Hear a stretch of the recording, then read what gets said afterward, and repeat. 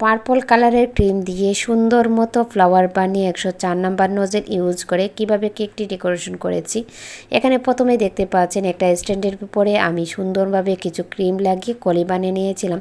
দেন হচ্ছে আমি ইংলিশে এনের মতো করে ফ্লাওয়ারগুলো বানিয়ে নিচ্ছি। এই ফ্লাওয়ারগুলো বানানোর পরে আসলে অনেক ভালো লাগে। আর যারা যারা হচ্ছে ফ্লাওয়ার বানাতে পারেন না তারা হচ্ছে এভাবে একটা ছোটো সাইজের নোজেল দিয়ে বারবার ট্রাই করতে পারেন।